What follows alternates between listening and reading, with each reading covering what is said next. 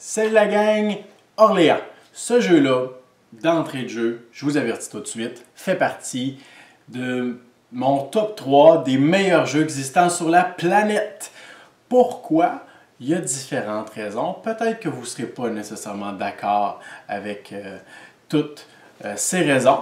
Peut-être que vous avez différentes raisons, mais je suis là pour donner mon avis personnel, alors allons-y. Dans ce jeu-là, il y a une panoplie de stratégies, de tactiques, de chemins différents vers la victoire. Et à chaque partie, vous pourrez décider de miser sur quelque chose de nouveau ou quelque chose de différent ou d'essayer de joindre deux stratégies ensemble afin d'essayer de créer une espèce de machine qui va vous permettre de ravir la victoire à vos adversaires en fin de partie. Et ce qui est intéressant, c'est que chaque partie a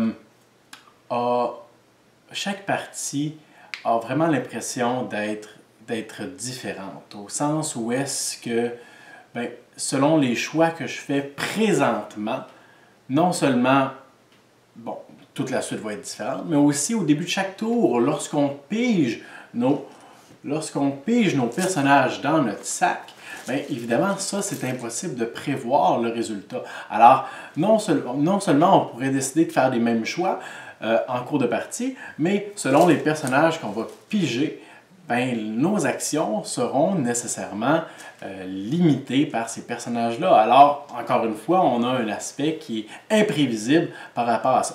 Il y en a qui pourraient dire que c'est pas un bon point d'avoir un aspect d'imprévisibilité parce que c'est certain que le fait de piger des personnages dans le sac, ça ajoute un aspect de chance, c'est très aléatoire et certaines personnes pourraient être avantagées dans la partie à cause de ça.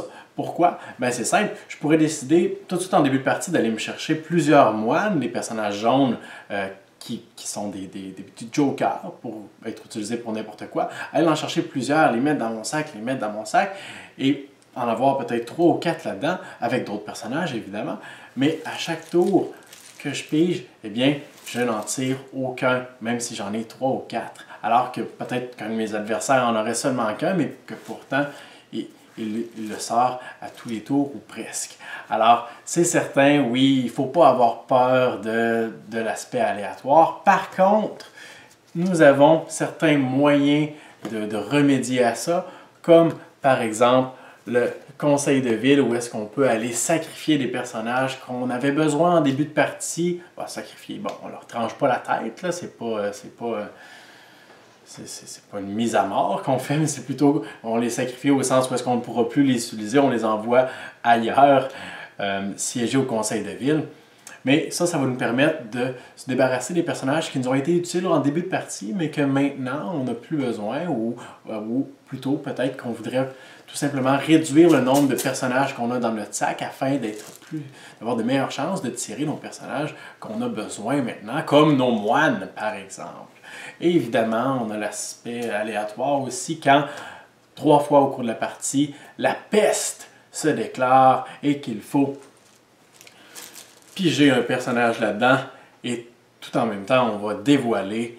Évidemment, certains joueurs vont certainement piger leur personnage de départ, seront tout contents parce qu'ils n'auront pas à perdre un personnage, et d'autres, comme ça m'arrive souvent, vont probablement piger des moines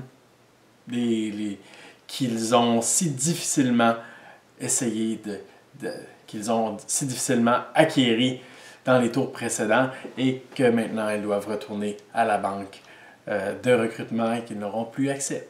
Alors, il ne faut pas avoir peur de ça, ça fait partie du jeu. Il y a des moyens d'essayer de contourner ça. Par exemple, en s'assurant que tous nos personnages de base, à la fin du tour, lorsque la peste va frapper, tous nos personnages de base devraient se retrouver dans le sac. Alors même si ce n'est pas très avantageux pour nous, on pourrait essayer d'activer ces personnages-là pour s'assurer qu'ils retournent dans le sac et essayer de laisser nos autres personnages sur notre plateau de jeu sans nécessairement activer les actions. Alors, ça nous donnerait un tour qui est plus restreint en action, mais on on aurait plus de chances de ne pas avoir de perte lorsque la peste va frapper. Oh, j'en ai dit plus que je pensais sur ce point. Bref, on a aussi toutes les tuiles de construction.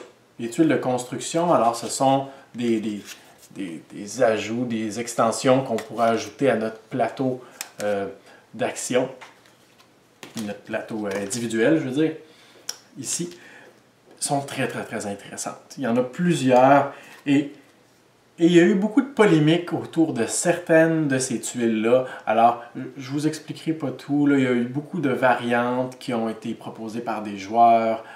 Et même que le concepteur du jeu a lui-même dit, s'il y a une tuile parmi celles qui sont disponibles, qui vous semble débalancée, qui vous semble trop puissante à 2 joueurs ou trop puissante à 4 joueurs, ben, je vous conseille de tout simplement la retirer du jeu. Alors, le concepteur l'a conseillé, mais c'est pas automatique. Il y a même des variantes dans les règles qui pourraient nous inviter en début de partie, où est-ce que les joueurs, dans une partie à 2 joueurs, on pourrait décider de 1 ou 2 tuiles, je ne me souviens plus exactement, à retirer du jeu à tour de rôle. Et il y a une variante qui a été proposée également par Rado, que je trouve très, très, très intéressante. C'est qu'en début de partie, et ça va ajouter encore plus de rejouabilité et d'imprévisibilité au jeu, en début de partie, on sépare les tuiles de construction 1, les tuiles de construction 2, et on en retire de façon aléatoire 50%, donc la moitié dans les 2 piles, et les tuiles restantes seront celles qui seront disponibles pour la partie en cours. Alors ça, c'est très, très, très intéressant. On ne sait jamais à quoi on va avoir affaire, mais évidemment, ces tuiles-là, on peut les consulter en tout temps en début de partie, et en cours de partie aussi. Alors, ça peut nous donner la chance de vérifier si ça vaut la peine d'aller l'en chercher ou non. On a aussi certaines choses qui m'agacent un peu sur la version du jeu que j'ai ici. Mais je n'ai pas classé ce jeu-là selon la version actuelle que j'ai ici, mais bien selon les versions qui sont disponibles. Parce que dans la version que j'ai ici, il y a certaines choses qui m'agacent. Comme par exemple les sacs. Les sacs sont beaucoup, beaucoup trop grands. Je pourrais rentrer mon bras au complet à l'intérieur. Comme ça. Puis en bout de ligne, on a seulement peut-être une dizaine de personnages là-dedans à aller chercher. Alors, on a toujours un personnage qui reste coincé dans un coin du sac. Puis c'est beaucoup trop gros pour ce qu'on en a besoin. Dans la version de TMG de ce jeu-là, les sacs sont plus petits et on a également des sacs de couleurs différentes selon les couleurs des joueurs. Alors, on n'a pas besoin de toujours regarder dans le sac. Ah bon, ça c'est le sac de départ du joueur rouge. Mais c'est pas vraiment la couleur qui m'agace, c'est vraiment la grosseur du sac qui est vraiment exagérée. On a également les personnages et en fait tout ce qui est en carton qui est très très mince dans cette version-là. Bon, c'est pas catastrophique, mais il existe d'autres versions de ce jeu-là où est-ce que tout ce qui est en carton est plus épais, alors beaucoup plus facile à manipuler, plus résistant, on n'a pas peur de les froisser ou quoi que ce soit. Très bien. Et on a une chose qui a été arrangée, au moins je suis très, très content, c'est un jeu qui est à la base allemand et on avait à la base des plateaux individuels en allemand seulement. Alors, toutes les actions étaient en allemand. Alors, au lieu d'avoir la ferme, nous avions le Bauernhaus. Bauernhaus. Bref, mon allemand n'est pas super. En fait, c'est un gros zéro. Mais je suis totalement satisfait qu'ils aient décidé d'imprimer au verso du plateau individuel la version anglaise avec tous les noms. On a également des tuiles aide-mémoire qui sont en allemand et en anglais. La seule chose qui reste en allemand strictement, ce sont les voyons, les bâtiments, les extensions du plateau individuel qu'on peut construire et les événements. Alors, par exemple, ceci, j'ai pas vraiment d'idée à quoi ça peut faire référence, mais peut-être une espèce de marché ou de... Ah, peut-être une... Ah, bref, en tout cas. Alors, c'est pas catastrophique, on peut toujours s'y retrouver, mais c'est juste quelque chose qui m'agace un peu. Et sinon, c'est tout. Ce jeu-là est fantastique, peu importe le nombre de joueurs. À deux, un peu moins de tension pour ce qui est de la partie exploration de la carte. On va beaucoup moins être en combat pour certaines régions et on va beaucoup moins... en fait, les ressources qui sont très prisées, bon, il y en aura probablement un petit peu partout. Alors, si l'un des joueurs décide d'aller dans cette direction-là, moi, je peux très bien décider dans l'autre direction, aller exploiter les ressources qui sont dans cette direction-là. Tandis qu'à 4 joueurs, tout le monde se tire dans tous les sens et c'est beaucoup plus difficile d'avoir accès à des ressources intéressantes, mais également de placer des comptoirs de commerce, puisqu'on ne peut pas en avoir deux de joueurs différents à la même place.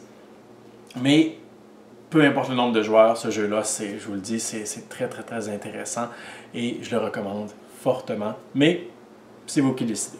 Il existe une extension officielle pour ce jeu-là actuellement, Invasion, qui ajoute beaucoup au jeu de base, qui ajoute un mode strictement adapté pour le 2 joueurs, un mode coopératif, beaucoup de nouveaux modules qu'on vient ajouter, très intéressant. Il y a même une autre extension qui a été annoncée dans les derniers jours, au moment où est-ce que je vous parle en ce moment, qui va s'appeler Trade and Intrigue, quelque chose comme ça, là. Fait que on n'a pas trop de détails encore à ce propos-là, mais je pourrais mettre le lien sous ce vidéo et dans la description de cette vidéo. Vous pourrez aller voir afin d'avoir des nouvelles informations au fur et à mesure où celles-ci vont sortir. Bref, c'est ce que j'avais à dire. Maintenant, je vous laisse tranquille. Je vous remercie d'avoir écouté et je vous dis à la prochaine.